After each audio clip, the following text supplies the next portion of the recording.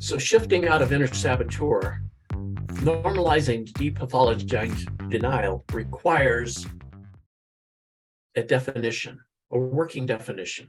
So our working definition is denial is an automatic and unconscious reaction that has a purpose. The purpose is to protect us from painful reality, from recognizing we have serious problems. Unfortunately, while it works at first, eventually it can lead to the problems getting worse. And the other part of it is we all have it. It's a normal part of being on classroom earth as a human being. We all have this. And there's a good damn reason for having it, because we would not have become the dominant species on the planet without this fight, flight, freeze reaction, this defense reaction. But unfortunately, it can be very self-defeating in our modern day-to-day life, and especially working with substance use disorders, because that can lethally take people out. One of the very powerful things about denial is it has a strong fuel source. It has a strong power battery. And there's 4 primary batteries. One is anger. This is one of the strongest fuel sources for denial patterns. When I notice the problems disrupting my life and I just get so unhappy about that, I get enraged about that. But what I don't recognize is anger is a secondary emotion. There's other emotions that fuel it. One of the primary fuel sources for anger is fear. So I start getting afraid. Then I start feeling guilty. Oh my God, I messed up.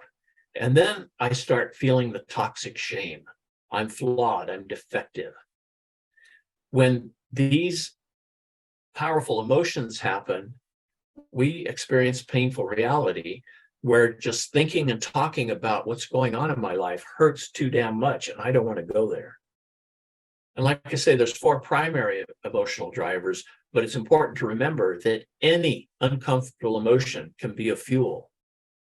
Anxiety, disappointment, jealousy, any of the uncomfortable emotions can fuel our denial patterns. So it has a power source, which makes it very, very strong. And the other thing that's important, it's not just on or off.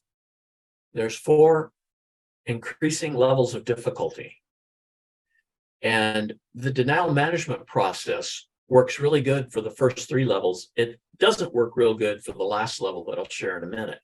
But the first level of denial is lack of information, wrong information about the problem or solution. For example, one of the primary audiences I work with, or client patient population I work with, is people with chronic pain and coexisting disorders, including substance use disorders. So I can't tell you how many times I've heard, I can't be an addict because I have a legitimate pain condition that's been diagnosed by a licensed physician, by an MRI or CAT scan or X-ray, whatever. And I have this licensed professional giving me this medication, so I damn well can't be addicted to it. But guess what? Yes, they can. But sometimes it's really not addiction, by the way. It's pseudo-addiction, which it's just chronic pain that's not being managed appropriately. But level 1 is wrong information, like believing that I need to smoke a joint in order to be romantic with my significant other. That in order to have a productive day at work, I need to take a stimulant, methamphetamine, benzodrine, dexedrine, whatever it is. I can't go to sleep at night without drinking. So wrong information. And stopping isn't an option because then I wouldn't get my needs met. So wrong information about the problem or what it takes to get in the solution. This is where psychoeducation and giving people some simple tools works really well. They might not need an inpatient residential treatment program. They might just need some clarifying information. Level 2, however, if, for example, if I'm at the level 2, this is conscious defensiveness. I know that there's something going wrong, but I wall that off and I won't admit it to you. No way, no how. I'll come up with all the rationalizations and reasons and excuses why it can't be a problem. But if you hook me up to a polygraph, it'll show I'm lying. That's level 2. Now, the risk is if people stay at level 2 for very long, along with the combination of using alcohol or other drugs, they can easily move to level 3, the automatic and unconscious state, to where it's protecting them against their painful reality. And this time, if somebody hooks me up to a polygraph and say, Steve, do you think this is a problem? I'll say, no way. It'll show I'm telling the truth.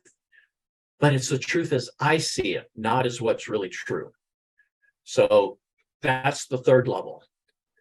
And again, for people with substance use disorders, if they stay at level 3 long enough, along with the mood altering and chemical rewiring that alcohol and other drugs do to the brain, they can easily get to level 4, which is the delusional state, where they have some deeply entrenched mistaken beliefs that they hold on to in spite of overwhelming evidence to the contrary. So, like I say, the first 3 levels, this denial management, especially the interactional process, can be fairly effective once you practice it and get used to using it. If people are at the delusional level, it's going to take a lot more.